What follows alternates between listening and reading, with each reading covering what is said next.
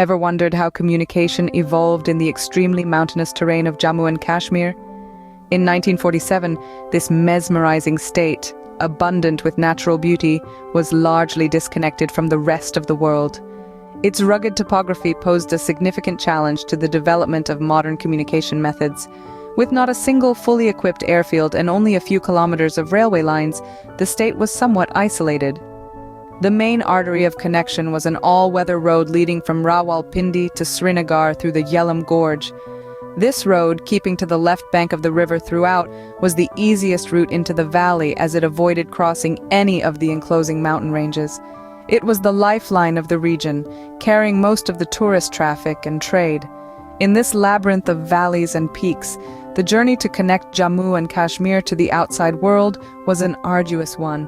Stay tuned as we embark on a journey through time, exploring the evolution of communications in Jammu and Kashmir. In 1947, the state of communications in Jammu and Kashmir was quite primitive, with a few kilometers of railways and one all-weather road.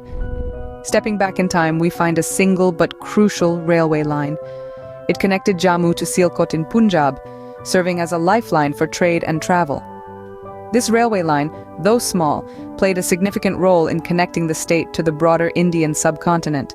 Now, let's shift our gaze to the all-weather road that ran from Rawalpindi to Srinagar, through the Jhelum Gorge. This road, a vital artery for the region, covered a distance of 205 kilometers. It did not need to traverse the towering mountain ranges that enclosed the valley, making it the most accessible route into the heart of Kashmir. This road had a macadamized surface, a pioneering feat of engineering for its time, and was the main conduit for the tourist traffic and trade of the region. It moved north to Domel, where the Jhelum River took a sharp turn. From Domel, the road led to Chakoti and Un before reaching Baramulla. It then rose gradually higher, crossing several small bridges, until it reached Srinagar.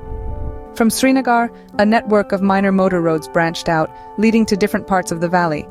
One of these roads led to Tangmarg, a debussing point for the renowned pleasure resort of Gulmarg, while another led to Bandipur, situated on the shore of the Wular Lake. Another significant road connected Srinagar to Jammu, spanning a distance of about 320 kilometers. This route was more difficult and picturesque than the Jhelum Gorge route. It snaked its way over the Pir Panjal range, crossed the Chenab by a narrow bridge, and finally descended gently to Jammu. Thus, the early days of communication relied heavily on limited roadways and minimal railways. These rudimentary pathways were the precursors to the complex network of communication routes we see today. As time progressed, so did the need for more advanced and robust communication methods. The second major road in the state was introduced, connecting Srinagar to Jammu, a distance of about 200 miles. This route was far more challenging yet picturesque than the Jhelum Gorge route. After leaving Srinagar, the road ran straight for about 60 miles, flanked by splendid straight-limbed poplars on either side. Then it climbed laboriously over the Pir Panjal range until a tunnel at the Banahal Pass, at an elevation of about 9,000 feet, allowed it to cross over to the other side of the range.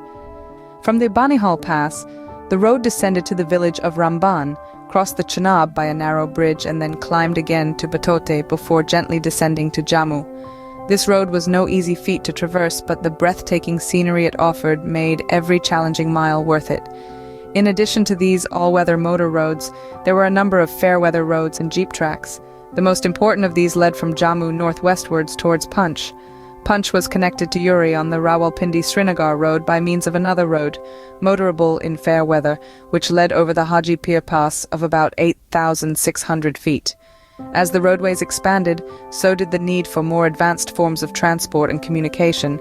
To meet these needs, emergency landing strips were introduced at Gilgit, Chilas, Srinagar, and Jammu. These airfields were a significant advancement, providing faster and more efficient means of transport and communication for the state. From the introduction of the second major road to the establishment of airfields, the state of Jammu and Kashmir saw significant improvements in its communication landscape. It was a challenging journey due to the mountainous terrain, but the determination to improve and progress was stronger. The advent of these new routes and airfields marked a significant improvement in the state's communication landscape. Fast forward to the present day, and we see a drastic transformation in the communication methods in Jammu and Kashmir. The once isolated region is now embracing the digital age with the advent of the internet and mobile networks. The rugged terrain, which was a significant barrier in establishing traditional communication lines, is now being overcome by satellite and wireless technologies.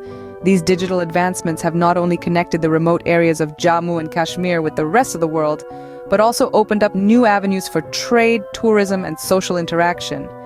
The internet has become a vital tool for education, health, and administrative services, making life significantly easier for the residents.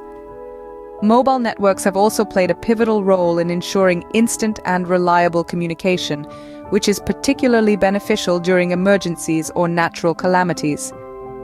From rudimentary roadways to cutting-edge technologies, the journey of communications in Jammu and Kashmir has been nothing short of remarkable. The evolution of communication in Jammu and Kashmir is a testament to the human spirit's resilience and adaptability. From the early days when the region relied heavily on its few kilometers of railways and the all-weather road from Rawalpindi to Srinagar, the state has continually adapted to its challenging terrain. The introduction of airfields, albeit initially equipped for emergency landings, marked a significant leap forward. Over time, the state expanded its roadways, connecting different parts of the valley and beyond, creating a network that allowed for greater movement and trade.